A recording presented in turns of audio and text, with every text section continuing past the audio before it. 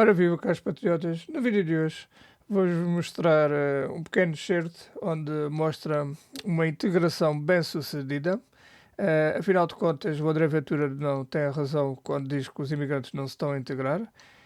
Aqui é mais um ponto para a esquerda, onde se vê que houve uma integração com sucesso.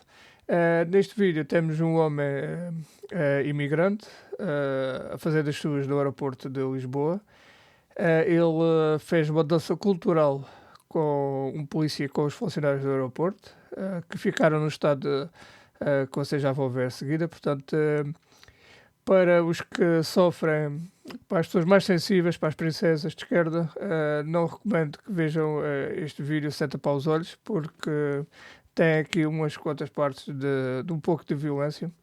Mas uns dizem que é violência, as má línguas, né? Outros, mas nós dizemos, claro, que é a dança cultural imigrante. Vamos então ver aqui o que os patriotas tiveram que passar, graças ao António Costa e ao Marcelo ter destruído as fronteiras e ter importado esta gente para cá.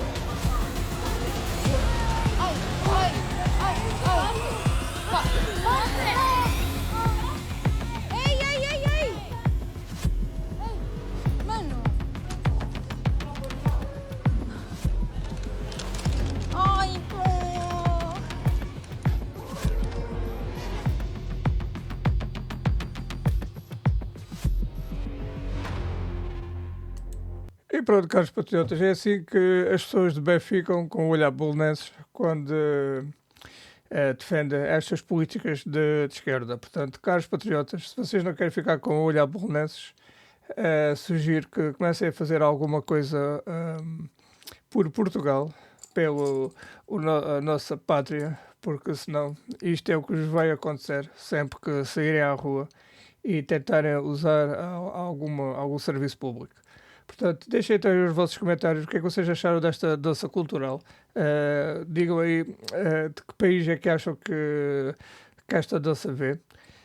E se acham bem que nós adotemos esta dança cultural e comecemos a praticar também com a malta que insiste em nos invadir. Fica assim então a sugestão.